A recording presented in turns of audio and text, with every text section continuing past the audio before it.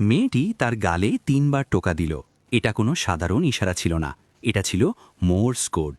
সে সেই বন্দির সাথে কথা বলার চেষ্টা করছিল যার কিছুক্ষণ পরে শিরচ্ছেদ হওয়ার কথা ছিল।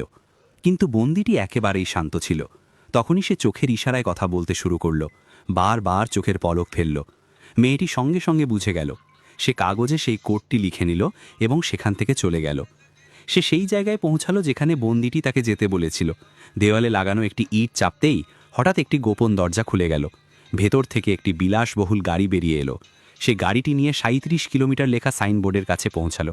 সেখানে দরজাটি নিজে থেকেই খুলে গেল এবং সে একটি রহস্যময় গুহায় প্রবেশ করল। সে সেই পাসওয়ার্ডটি প্রবেশ করালো যা বন্দিটি তাকে বলেছিল।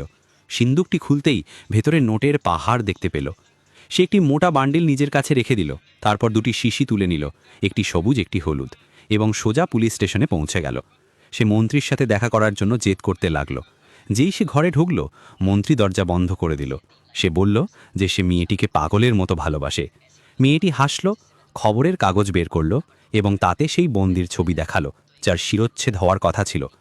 সে বলল, আমার সেই বন্দির সাথে দেখা করতে হবে। মন্ত্রী বারণ করল, কিন্তু মেয়েটি তার রূপ দিয়ে তাকে মোহিত করে ফেলল। অবশেষে সে রাজি হয়ে গেল এবং দুজনে জেলে পৌঁছালো। ওয়ার্ডেন প্রশ্ন করলে মন্ত্রী বলল, জিজ্ঞাসাবাদ করতে হবে। বন্দিকে আনা হলো এবং ৩ জনকে একটি ঘরে বন্ধ করে দেওয়া হলো। ৩ ঘন্টা পর দরজা খুলল। মেয়েটি এবং মন্ত্রী শান্তভাবে বেরিয়ে এলো, যেন কিছুই হয়নি। পরের দিন ফাঁসির সময় এলো। বন্দিকে আনা হলো, শিরচ্ছেদ করা হলো। সবাই বলল কত সাহসী লোক ছিল। কিন্তু তখনই ওয়ার্ডেনের মনে পড়ল যে সেই বন্দির বাড়ি থেকে অনেক মানুষের মুখোশ পাওয়া গিয়েছিল। সে কিছু বোঝার আগে অনেক দেরি হয়ে গিয়েছিল। আসলে আগের রাতে মেয়েটি মন্ত্রীকে ইঞ্জেকশন দিয়ে অজ্ঞান করে দিয়েছিল, তারপর মুখোশ বদল করে বন্দিকে মন্ত্রী সাজিয়ে দিয়েছিল।